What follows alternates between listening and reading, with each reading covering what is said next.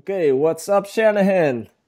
Hey Joey, what's going on? Thanks for having me. All good, man. Yeah, thanks for your time and thanks for taking the time to be part of this, actually. Absolutely. How should I talk to you? Is it like Shanahan or Jake? Shanahan's fine, whatever whatever works. It's your real name as well, right? Jake Shanahan. Yeah, yeah, my real name's not Jacob, so it is Jake Shanahan. I actually was branded as Jake Shanahan for a I while know, and yeah. then moved to Shanahan to tighten the brand up and so yeah, both names work. Okay, let's just keep it with Jake. It's more personal. So, tell the people who are listening right now a little bit more about yourself because I know you for about 5 years now. I think it's been 5 years. Yeah, Um, yeah. and we knew each other from I think we knew each other from the collaboration we did. Actually, we didn't know before that, right? No, yeah, that was probably 2011, 2012. Mm-hmm. Yeah, we started doing our collaboration. I think we touched base with a track I sent over For through dubbed. Revealed or something or No, dubbed, you and you did grabbed the that. release on dubbed, right? Yeah, the Power Cat track that did really well. Yep. And then we kind of were just like, let's do something in that style, a club track, and it came together really fast. I remember it was one of the quickest collabs I've done because we were both like on the same page, and Yeah. uh, yeah, that was really fun. Yeah, that's true because you released the track and I actually played the Power Cat track. I played it in a lot of sets, and I think I even played it until the end, so for 5, 6 years long. Yeah, And I remember you sending me this draft of a track, which was already like 75, 80% finished. yeah. And I just changed a few minor things, and the track was done. Yeah, yeah, easy collab. I love how those come together. Yeah, is that always how you do collaborations? Like, do you always send Uh, almost finished projects, or?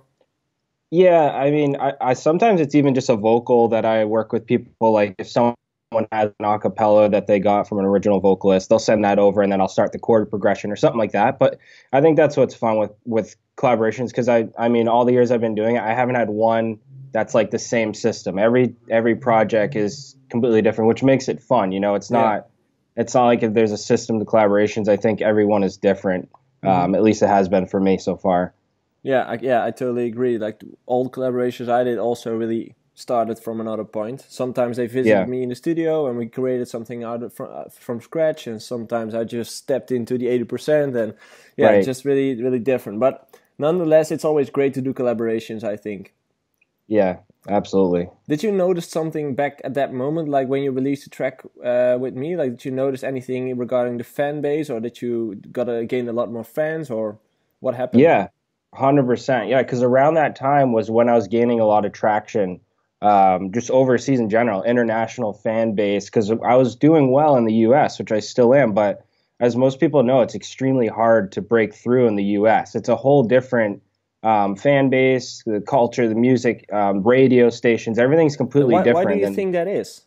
I think it's definitely because our stations are more pop driven, you know, the Hmm. popular music, you know, Lady Gaga, Rihanna, all that style. And now finally, with the help of festivals too, in you know, Ultra, for example, being more popular each year, now these stations are taking notice. You know, guys like Garrix, Avicii, they're noticing these names, Yeah. and that's giving a more of a platform for even smaller artists to break through too in the Hmm. US. And 5, 6 years ago, it wasn't possible. It was almost impossible to get your name even noticed in Yeah, the States. I think at that moment all those hits from David Guetta turned on the radio probably, Right. and that was like Exactly. the Yeah. opening of the US, yeah, US territory for us as well, because that was the moment all the Dutch DJs went all in Yeah. to the US. You know, like everyone got their visas, like let's go there. Exactly. Yeah. That's actually what's happening right now in Asia, I believe, because I can't remember who it was. I think it was a client of mine. I was talking with him last week, and we were talking about territory. And I mentioned to him, like, yeah, US has been really important. And he told me, like, yeah, but we're all into Asia right now. We skipped the US. It's like, what? Yeah. You skipped the US? Why do you skip it? Yes, it's like so busy and so hard to get through. It's like all the Yeah. money is in Asia. It's like, okay, why why just don't take it both, you know? Yeah, definitely do is like many territories. There's no reason to skip or like No. focus on one. And I mean, music today it's international. It can go anywhere. All your listeners are all over the world. So Yeah. just get as much fan base from all around the world as you can. It's all, you know, beneficial to you. Yeah, exactly.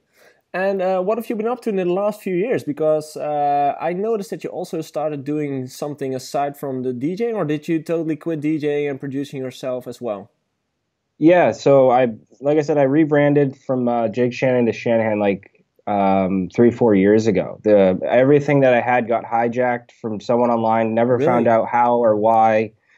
I couldn't. It was very frustrating because I was on tour. I was in a Florida, I believe I was in Florida doing a 6, 7 day tour, and it happened while I was on the plane. I saw every account gone, What? But what and do you yeah, mean when you say hijacked? Like all the passwords were reset it, or yes. So someone went into everything from Dropbox to SoundCloud, and all my passwords are different. I don't know how this happened. holy shit? Did this person did every single account besides Facebook, and I got stuff back, but my fan base was gone. Meaning all my followers, all my organic followers were completely gone.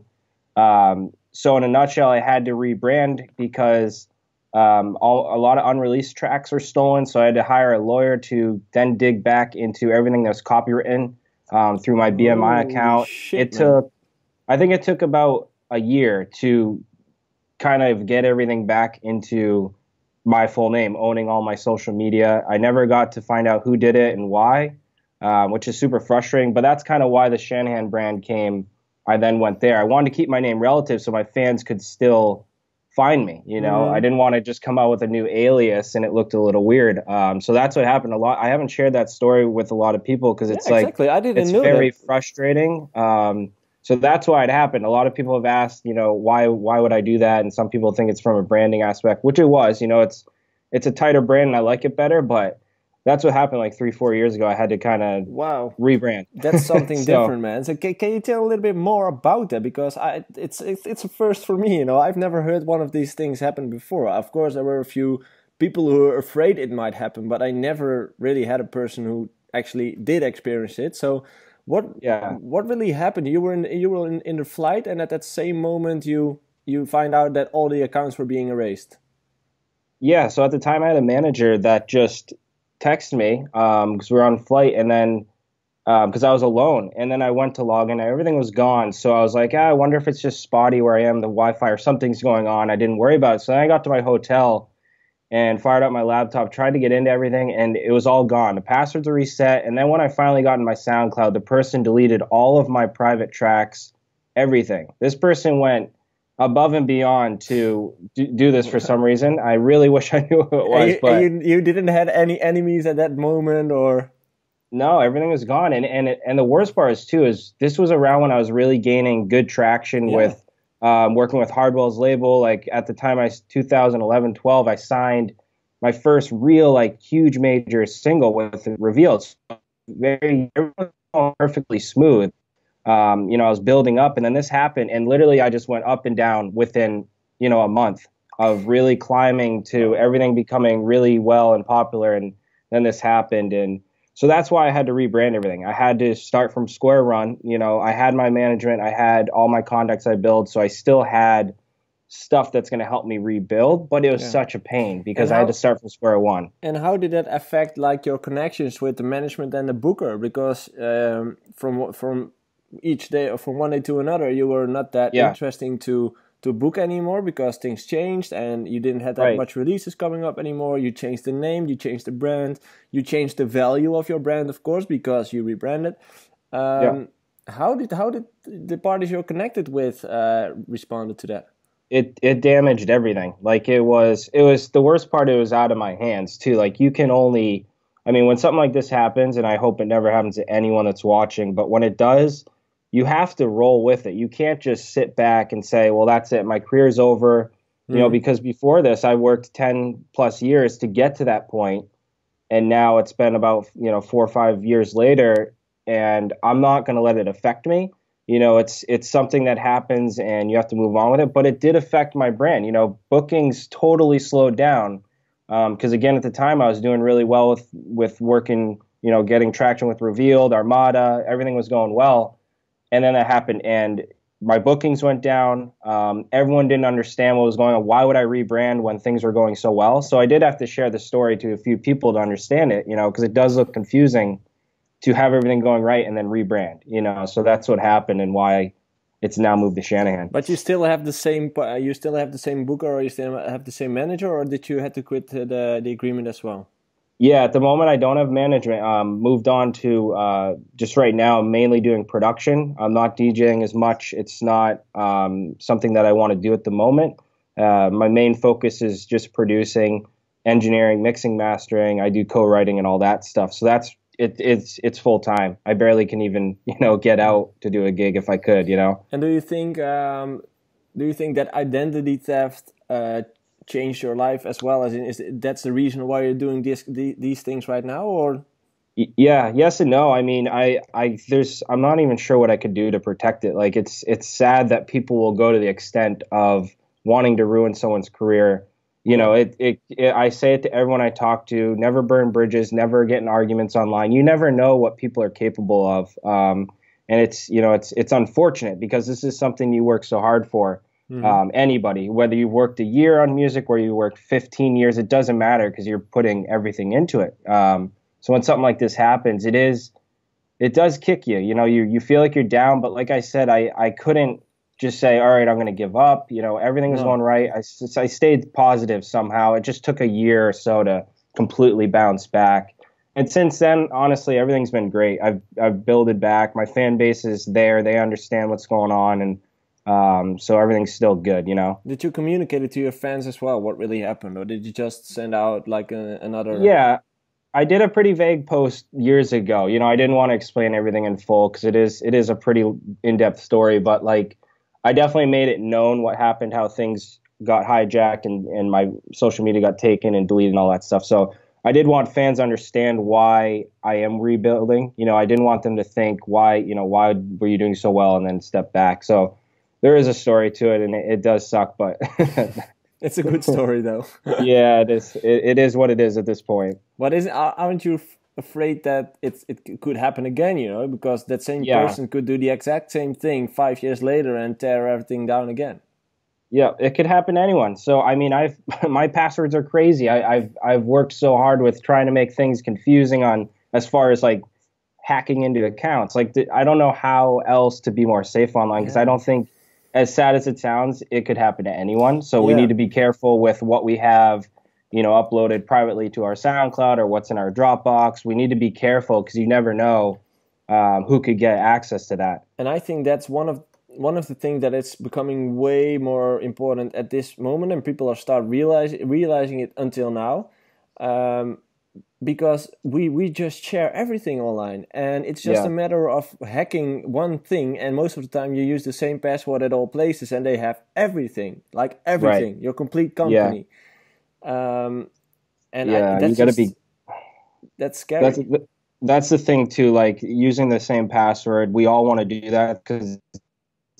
But it's the worst thing to do today's age because it's so easy for these guys that do this full time, that sit there on the computer, hack whoever they want, and they'll get access to everything you have. And it can be over in 1 second. And it's a very scary thought, especially when you're on a roll like I was 5-6 years ago.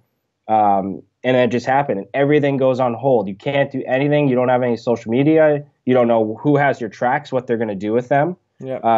Luckily at the time, all the tracks that I have privately on there, I copyright them immediately. So if someone were to do something with them, it's actually worse for them. It would not be in their best interest to do that.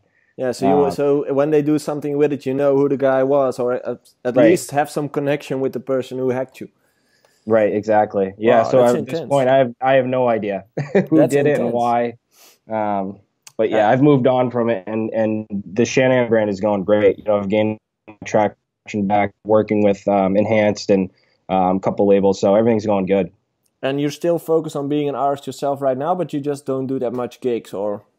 Yeah. I mean, a couple of years ago, I did a lot of gigs in the States and was traveling a lot. And honestly, I started to get that burnout feeling, just exhausted and a little frustrated with not being able to produce, because I'm more of a guy that can't produce on the go. I know a lot of guys can fire up their laptop and their DAW and do a track. I'm the complete opposite. I have to be in my home studio. I have to be, close my door and really focus. I can't have a plane going and stuff like that and people are around me. it's a little bit too much to focus. So Yeah. I took a step back from the gigs and just took a full year off, and continuing right now to really focus on production and just co-writing, working with artists, and it's full time and I love it. I'd rather do that right now. I know the best feeling in the world is standing in front of 10,000 people and playing your records. It is the best feeling, but it comes with a price. It's very exhausting. Yeah, no, I totally can imagine. But I think what the thing you're saying right now is really important because a lot of people enter the music industry with a feeling of, I want to become this artist, I want to become this full-time artist and make my own music and play in front of 1,000 people and travel the world and all those things. But there's so many stuff in between, which you Yeah. can do as well and be successful in as well. And still live in your hometown and still have time for your friends and for your family and like you have the same thing. You have a wife, you have kids. It's so important for people to know that there's more than just one option, and there's more than just becoming that number one DJ in the world. Exactly. And Yeah, it's there's more variables of being on the road. A lot of people that are newer think, you'll get that one track and get out there and tour the world. There's thousands of other variables that come in to get you to that stage that people, I think newer artists are missing. You got to have more than one track. You got to have consistency. You can't just put one track out and go out and tour the world and think you're going to make thousands of dollars. It's not going to work like that anymore. It's harder to break through.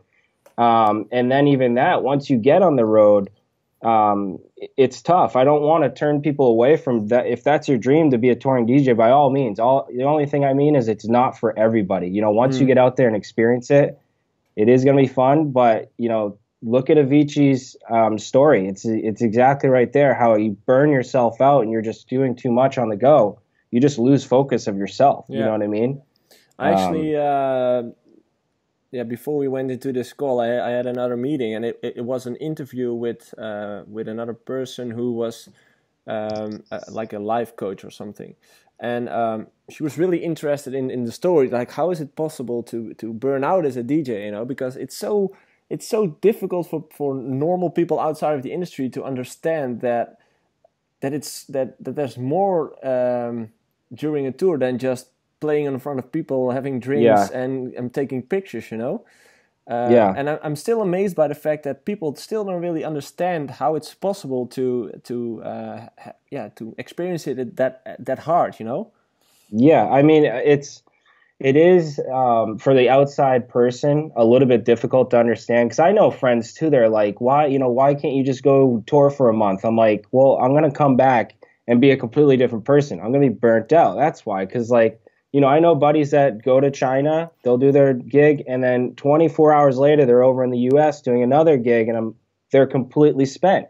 You got to take in mind, the time zone change. You got to take in mind you're going from different countries. You're sleeping in a different bed every time. You're up till 4 a.m. All this stuff takes, effect when you get on stage. You wonder why some DJs are completely zombies. Yeah. They're zonked out because there's no sleep, there's no time. Yeah.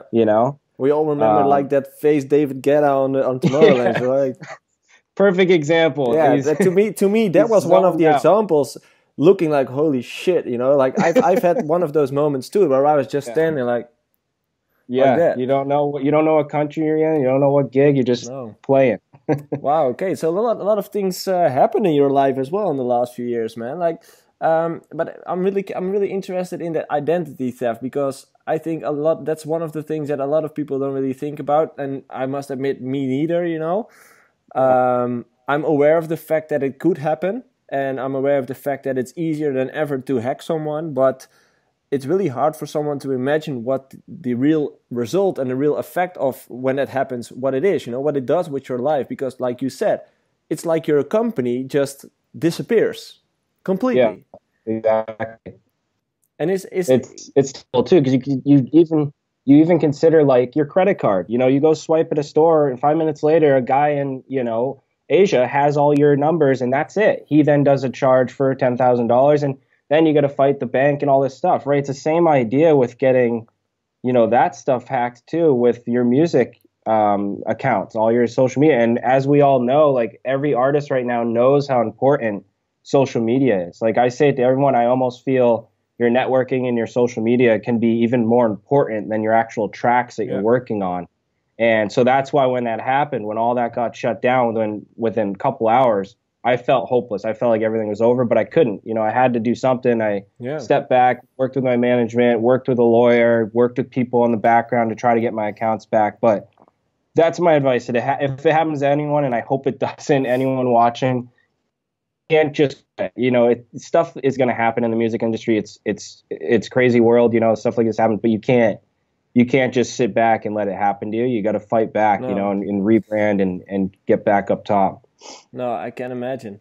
And what is there something that you changed in your new company? Like is there something you changed to make sure that whenever this happens again, you have something on the background still going? Like for instance, I have an email list, of course, like with Facebook, with Instagram, with Snapchat. That's one thing I always tell to artists as well. You have to imagine that if Facebook decides tomorrow that they're gonna do completely different, you don't have to say anything, like you can't say anything about it. You just have to roll with it.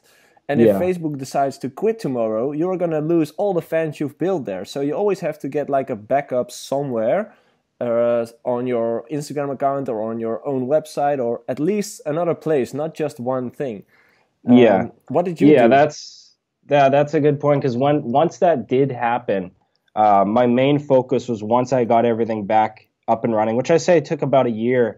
I then started really focusing on building all my email lists from all my Instagram followers. I would try to do like a subscribe for them to like have to send their email and subscribe to get my YouTube or something, just so I could start collecting all my fans as much as I can. Even if it's 300 fans or 3,000, doesn't matter. You need to Exactly. collect as many as you can. It's just going to keep building each year. Each month I get more and more fans and I try to connect with them. But that was one of the main things I did do when I had to rebrand, was how can I connect more with my fans rather than just making music, putting it up, signing to a big label, doing the goals for me.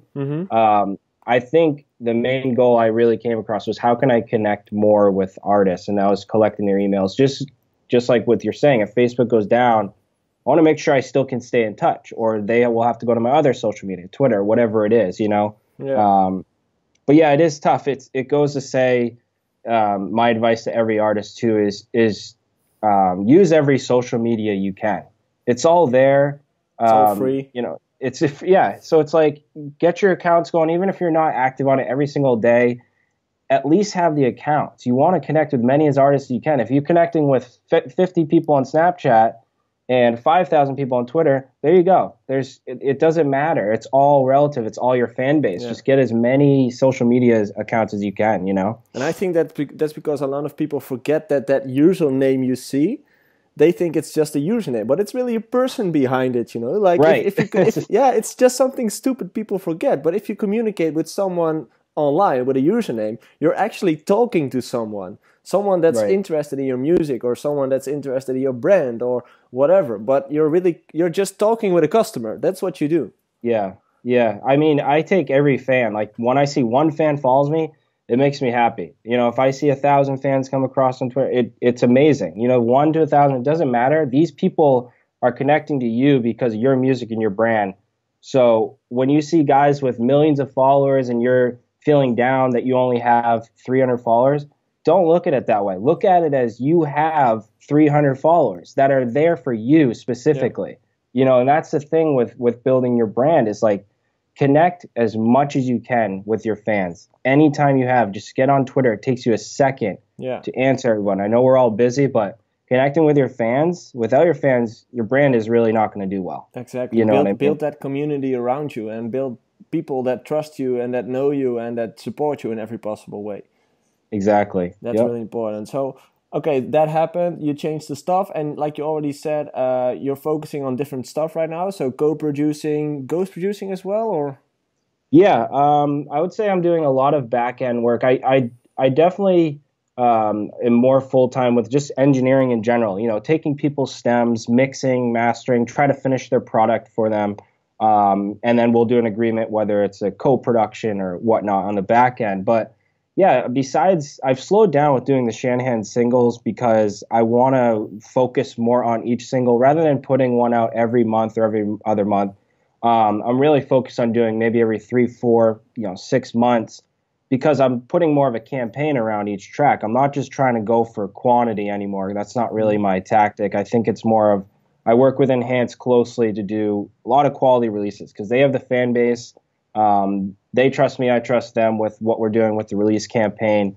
That's why I've slowed down with the releases. But other than that, when I'm not really focused on me, I have a lot of artists I'm helping out, a lot of back end work that I'm writing for them. They trust me to help finish their product, and that's what's really, really making me busy, which I love it. Taking people's stems and really taking that track to the next level. And you're also doing those master classes. You already did one, right, or more? Yeah, Did you do yeah, I multiple? did. I did a private masterclass last spring that did very well, teaching a lot of students. So what I did is record the videos, and each day we would release the video to them, whoever signed up, and then we'd talk about that video. Then you'd go the next day, talk about that video, and it went on for about 5 weeks, and everyone loved it. It went very, very well. We have a private Facebook group where we all meet and talk daily about tips and tricks and all that. And now we're going to do the same thing this spring with a whole new masterclass. There's going to be a I will lot actually of cool feature features. in it. Yes, there's going to be a lot of cool features coming up. I'm excited to announce that.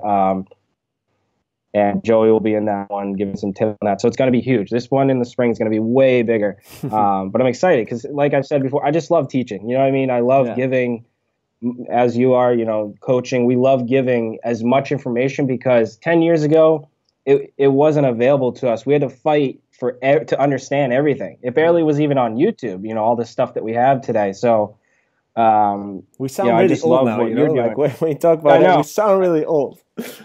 I hate to say it because I am getting older, but it's like I wish what today, everything's available was back then because it would have saved me a lot of time, to understand and figure all these tricks out. But I think that's the only thing, it would have saved you time because in the end we did manage to find all the information and we did manage to create the tracks. But the only thing that we didn't have was it would save us time, because normally it would take us about a week to find out how we could sidechain something.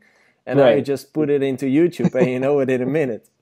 Yeah, exactly. It's just today's, everything's there quicker. I would say, it's going to be so quick for you to just hit people up. Social media's changed, and it's all for the better. I can't complain. Having all this for us now, stuff like Splice, for example, it's crazy. It's amazing stuff to have that available for all upcoming producers because you can learn quicker. You can, get things going within a year. Yeah. If you got the talent and you got the hard work. And how do you feel about people that are still complaining, like I see them every now and then as well here at my office, like, it's so hard and it's this and that. And like, dude, you don't even know half how lucky and how fortunate you are in the position you have, like they don't understand that the fact that they have this in their hand that they can connect with the whole world within just one button.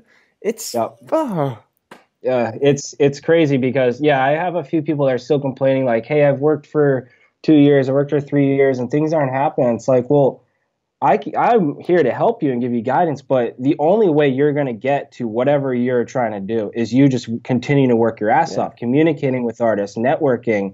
You got to have patience too. A lot of guys that are coming into the scene for the first year think, hey, I just put out an amazing song. I just signed to Armada, to Revealed, but I'm still plateauing. Well, that's because you have to come out with a second song that's going to now do much better. And, that goes with saying you got to be consistent. If you're not consistent with being an artist in general and touring or producing, you can plateau really quick and it all can just kind of be held still for a long time. It happens to a lot of people. So that goes with saying I think networking and consistency is, as we've talked about, is almost more important than writing your records. I believe the same thing. Like music is always an important thing, but if you lack in communication or if you lack in networking, it's you just have to do that nowadays. Otherwise, your music won't reach anyone. And one other person that is really good in marketing will just simply defeat you.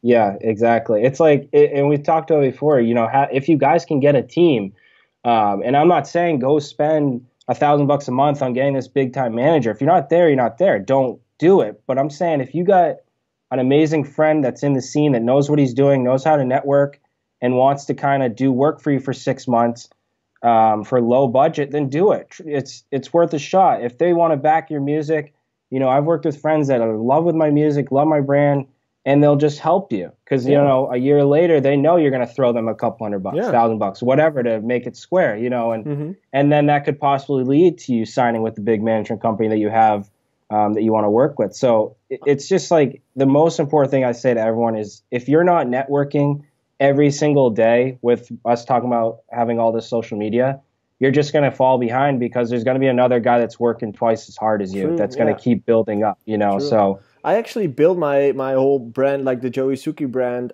with friends because all of my friends own their own companies. One was a designer, one was really good with websites, the other one was really good with marketing, and they all did their part. If I needed a logo, my friend designed a new logo for me. If I needed a new website, the other one helped me with the website.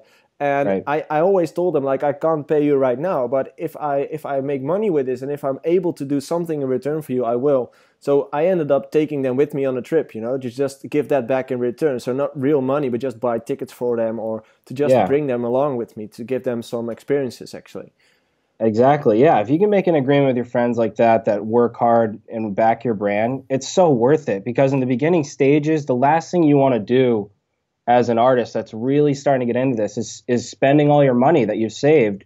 Yep. You're trying to get all these tracks and you're making good tracks. The last thing these people want to do, I know when I was doing it way back, is like, I can't, put up $1,000 to go pay a random, PR campaign that I don't even know what's going to happen. I can't do that. So people are in those shoes. You got to really use the resources around you, the people in your circle, the people you trust.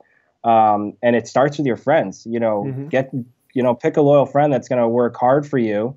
And a year later, when things are going well, you just take care of them and even it off. It's simple as that, Yeah, I totally agree, man. And talking about like the side jobs, like side hustle you do, the co-productions, the ghost productions, you also create sample packs every now and then, right? All those things. Yeah.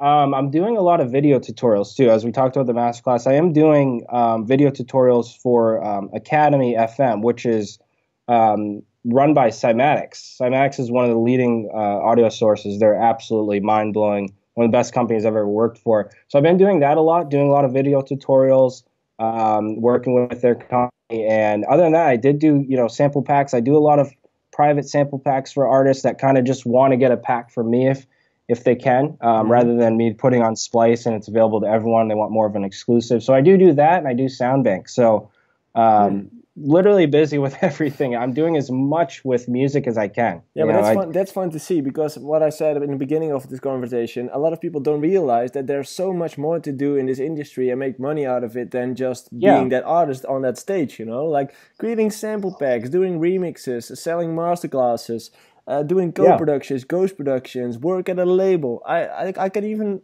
explain how many jobs there are.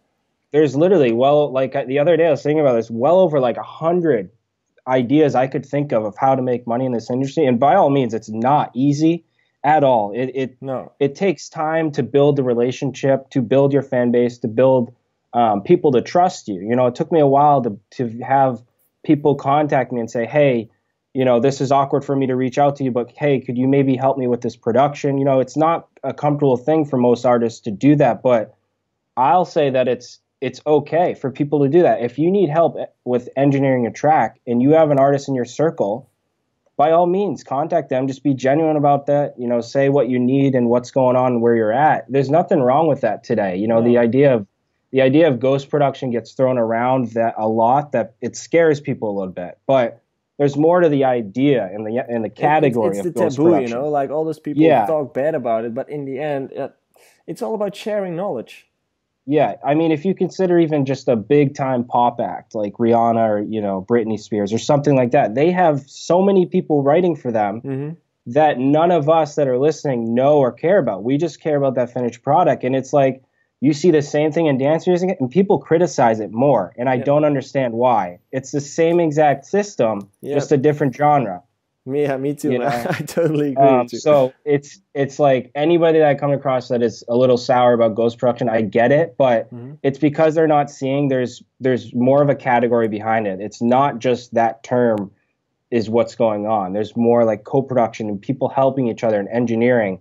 I just hate the term ghost production sometimes Yeah, when people take it so bad. I'm yeah, like, you got to look at it from a different perspective sometimes. yeah. That's true. I always prefer co-production. That sounds Yeah, more professional or something. I don't know. absolutely. Yeah. And you also like coach people, guide people right now. What do you think? What do you think the special value of coaching is to different artists? If you would have a coach yourself as an artist, what do you think the value could be for you? Yeah, I think the best thing with having just a coach or like a mentor that an artist can trust is you want to see their resume. You know, guys that are trusting you with you coaching see your resume and they understand what you've done. So they know that they have that safety where they can now go to you for any advice, for any, hey man, I have a track. Where do you think I should place this? Or hey man, like check out this kick drum. What's going on? You know, there's so many different variables that you as a coach or just a mentor can help people. Because, like I said, 10 years ago, it wasn't there. It was Mm, so hard for you to reach out to someone. 10 years ago, I reached out to BT and I got nothing. And 5 years ago, I reached out to BT and we've been chatting. We chatted through Twitter. Everything was great. The guy's the nicest man in the world. And mm-hmm. he's one of the best mentors in the world to have. The guy's a genius, right? So if you come across guys like that, and I'm not saying you need 10 or 20 mentors. Try to find that one or two Yeah. guys like yourself that you can trust and someone can come to and say, hey, let's jump on a call every Friday. Let's go over what you're doing. Let's go over your plan. I think it's a huge benefit for any young artist to have that because when you first come into this scene, it's very blinding. You don't know where to start. There's all this social media you got to do. You got to make good tracks. It's very hard. So if you have someone that's kind of telling you what to focus on, it can kind of jumpstart things much quicker Yeah. for you. Yeah, true. Like you said, I actually started this business on that mind, like on that thought. Like, what do I miss when I was an artist myself? I really missed this neutral person in my career who could just advise me and help me on every possible decision I had to make as a 20-year-old kid.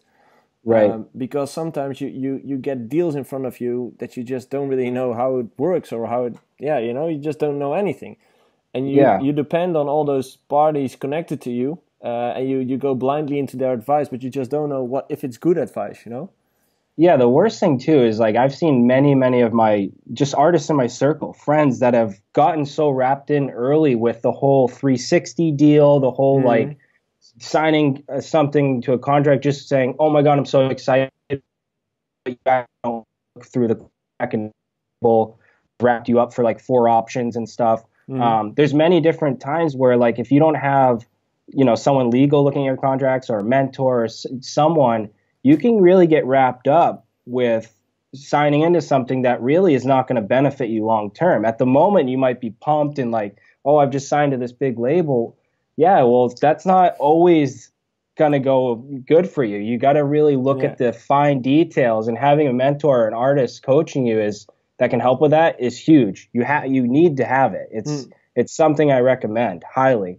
Someone that's more experienced that's gone through it, just to quickly look over something for you mm. is a huge benefit. I actually noticed that most of the time when people want to get some knowledge, they go to old people, to grandpa or grandma, Yeah. and that's because they're experienced in life. They've Right. had one, probably they've had one of those roadblocks somewhere along their life, probably in a different genre, but they've experienced it, and that's the thing, the experience part. Sometimes you go to Yeah. your grandpa because you need to know what to do when your relation ended, but Exactly. your grandpa can't help you with any business decisions or with music related stuff.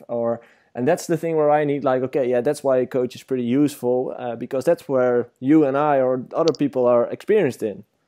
Yeah, it's that's a great term too. Like someone that has the experience in the music industry is perfect because also as everyone knows, is this industry is changing and evolving. Like literally every 3 to 5 months, you have to keep up with a genre change or all these styles that are changing. So yeah, if you have someone that's done this, 5 to 10 years, that has that experience and have seen this how it evolves, the genre, the labels, what they're looking for, the system on Spotify, all this stuff. There's Hmm. there's tons of variables to keep in mind. So yeah, if you can get someone that's experienced, that's seen all this, and has maintained a good resume, catalog of tracks that they've released, you got to have it. It's a no brainer to find someone if you're struggling, if you need that advice from someone. Yeah.